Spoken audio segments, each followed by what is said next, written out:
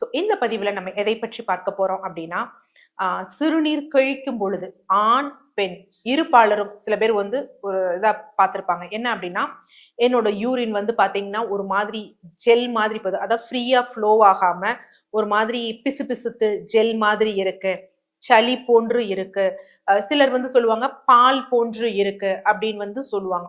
So இதற்குரிய காரணம் என்ன, இதை நம்ம எப்படி அணுகணும், இதற்கு நம்ம வீட்டிலேயே ஒரு குடிநீர் வந்து ப்ரிப்பரேஷன்ஸ் எப்படி வச்சு நம்ம மற்ற மருத்துவ முறைகள் இல்ல மருந்துகள் எடுத்தாலும் பேரலா எப்படி எடுக்கலாம் அப்படிங்கிறத தான் இந்த பதிவுல வந்து பார்க்க போறோம்.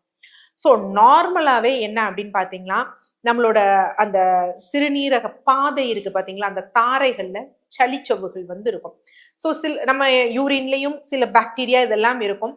ஸோ இது எதுவுமே வந்து பாத்தீங்கன்னா அந்த டிராக்டை டிஸ்டர்ப் பண்ணக்கூடாது அப்படின்னு நார்மலாவே சளிச்சவுகள் உருவாகி அது யூரினோட வரும். ஒரு குறைந்த அளவு இருக்கும்.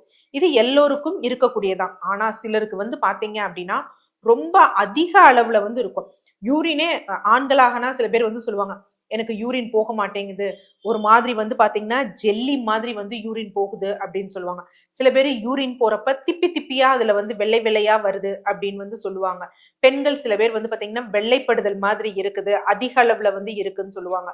ஆண் பெண் சில பேரும் எனக்கு பால் மாதிரி யூரின் இருக்கு அப்படிங்கிறதையும் சொல்லுவாங்க. ஸோ மேஜர் ரீசன்ஸ் என்னென்ன காரணங்கள் இருக்கலாம் அப்படின்னா, முதல் நிலையா சிறுநீரக கற்கள்.